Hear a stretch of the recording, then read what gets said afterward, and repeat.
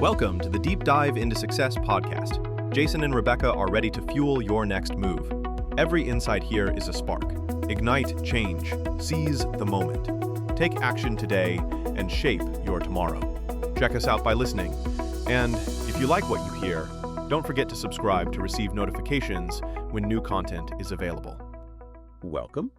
So today we're doing a real deep dive into Robert Kiyosaki's cash flow quadrant. We're focusing less on how hard you work and more on the mindset, the psychology that kind of determines if you're building wealth or, well, stuck in that rat race.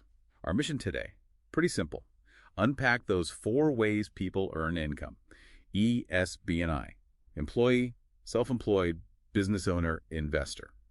And really contrast the, let's say, fixed mindset on the left side with the growth mindset you see on the right. Exactly. And the key thing to grasp here isn't, which box pays the most right now. It's about which one gives you the most leverage over time. Every single dollar you earn fits into one of these categories. Understanding where you are now, that's like the crucial first step. It's a mindset commitment before you can even think about financial freedom.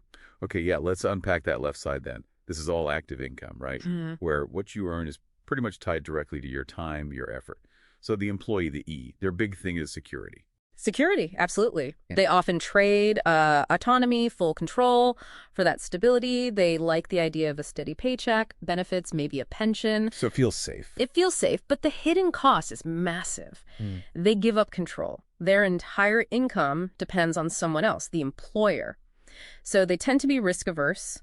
Saving feels much safer than, say, investing. And, that whole income stream could vanish with just 2 weeks' notice. That's the reality, limited freedom. Right. Okay. That makes total sense.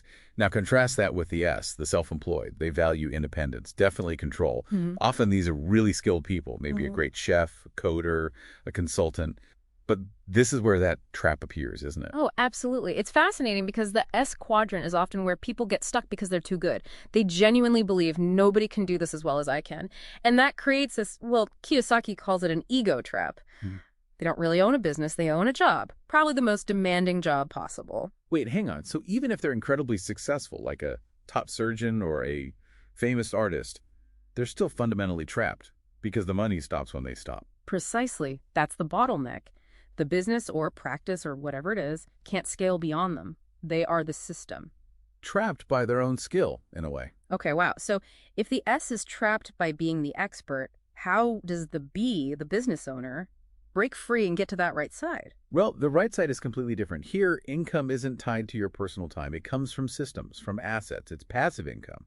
The B, the business owner, their core value is leverage. They have that growth mindset. They actively look for people smarter than themselves to run parts of the system. Okay. So it's less about doing the work and more about building the machine. Exactly. Strategy, scale, building systems. That's their focus, not the day-to-day grind.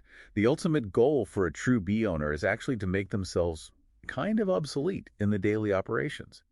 It requires managing your ego, letting go of that need to do everything yourself. And that sets up the final quadrant, the I, the investor. Right. The investor mindset is purely about financial intelligence.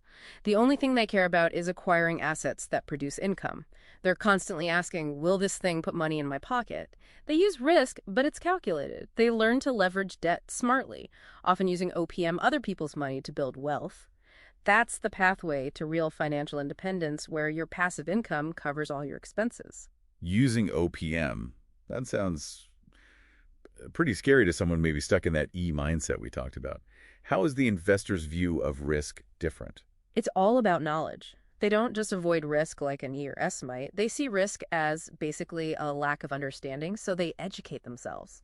It's not gambling. It's making calculated decisions based on financial literacy. So boiling it all down then, what's the key difference for you, the listener? It really comes down to how you answer one question, doesn't it? The left side tends to say, I can't afford that. End of story.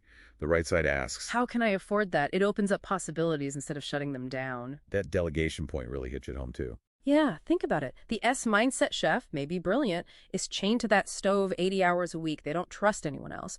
But someone like Ray Kroc, he didn't invent the hamburger. He perfected the system. He standardized everything. That's what allowed McDonald's to scale globally.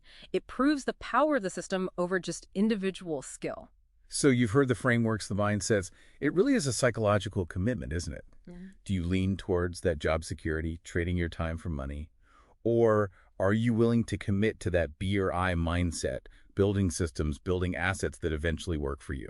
Which leads to maybe a final thought for you to chew on. If the goal of a successful bee owner is to eventually make themselves unnecessary in the day-to-day, what's just one small task, something you do regularly that you could maybe delegate or even automate starting today, just to begin shifting your thinking towards that system-based mindset?